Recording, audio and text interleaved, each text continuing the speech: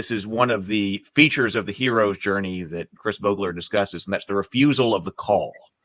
So let's talk about that for a moment, because this is actually something that I talked also with Cameron about. I wrote a story and he was like, wait a minute, there's a problem here. The hero never rejects the call, the refusal of the call. That's not present in the story. So we got a problem here. But then actually, as I was reading through here, you came up with an idea which I thought was very fascinating. That how do you deal with willing heroes? Because you had the idea that you can embody the refusal of the call in another character. So you can have willing heroes, but you still need to ingest the refusal of the call, this archetype. And then I want to talk about how the Heroine's Labyrinth deals with that. But Chris, do you want to talk about how you deal with willing heroes and the refusal of the call? Yeah, that is a category that I sort of uncovered when I was reviewing as many examples as I could to build my theory. There was this subset of characters who seemed to be not reluctant, not fearful at all. And yet somebody else in the design gave the speeches and did the actions that normally would be done by the unwilling, fearful hero. And I came to the conclusion, someone standing next to the hero or an authority figure or a friend or an enemy would say something along the lines of, it's fine you want to go do that, but don't you know that everyone who tried it has been killed? No one's ever succeeded. You want to go to film school? You want to write a screenplay? You know how few of those get passed through? You know how few people actually get to write a screenplay and get produced? So these forces arise. And I think they're there for a functional reason, which is to announce to that audience, because it's always about relating to the audience and drawing them in. We can't let go of that. The idea that this is all about interacting and creating a bridge between the story, the characters, and the audience. And so the audience needs to feel, in order to keep watching, they need to feel, man, this is dangerous. This could kill you. And whether that's expressed by the hero going, oh, I don't want to do that. That's really scary. Or I tried it before and it didn't work. Somebody else says, you better watch out. That could really bring you down. And I don't think that's a good idea. So the audience goes, oh, well, this could be scary. And then they're watching with even more attention to see, how they're going to deal with it. So I'm curious, what is the twist in this labyrinth?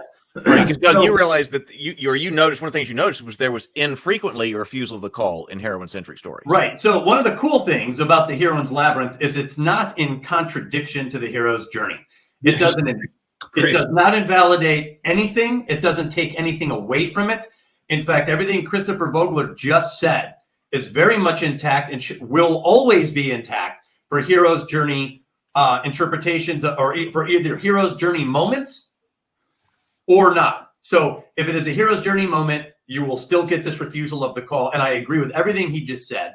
The refusal of the call is a clue. It clues in the audience that this is dangerous. So and that's why the hero balks. He's thinking twice about, he might have been pining for adventure. She may have said, I want this other thing. And then here it is. And it's like, I don't know.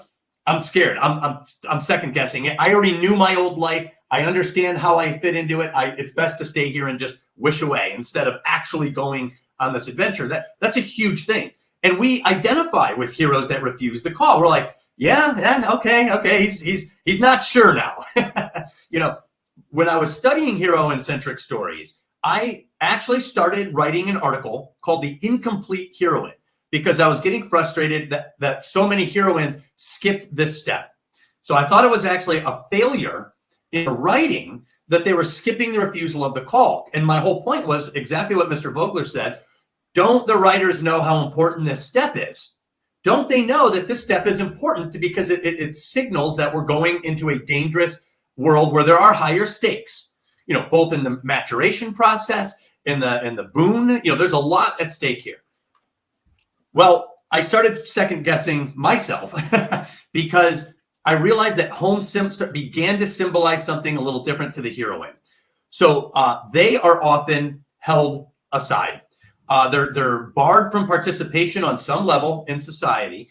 They're only allowed to go into certain events, and there's a very narrow range of behaviors that are acceptable. So the heroine often feels a little closed off. She's much more wanting to get out there without the restraints and experience society without this kind of thumb on the scale. So I asked myself, I went back to the original idea of the hero's journey. I think the primal reason for the hero's journey is a soldier or a warrior's journey. I think that's the primal core of, of where this story began. So the hero is being asked to leave the native culture and face possible annihilation, far from home often. You better think twice about that. That is scary. So I asked myself, is that what the heroine's call to adventure is? Is that the same thing? And I decided it was not, that the hero is facing annihilation. And when I was reading like Anna Karenina or Pride and Prejudice or Jane Eyre, let's say, the heroines weren't necessarily facing destruction far from home. So I realized that their reason to refuse the call might be missing in some cases. They're more willing to go the second they get a chance to get out there and break free of those restraints. Many heroines jump at that chance. And it wasn't a weakness in the writing. It was a different motivation. And this, I think, is important.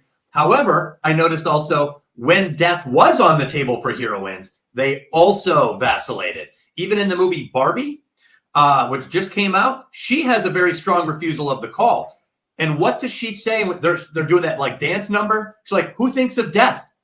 Death is on her mind. So she is worried about death when she refuses that call. So my interpretation was that the more the hero or the heroine's destruction is on the table, the more likely they are to refuse the call. Secondly, the more confining the home environment is, the more likely they are to skip the refusal of the call.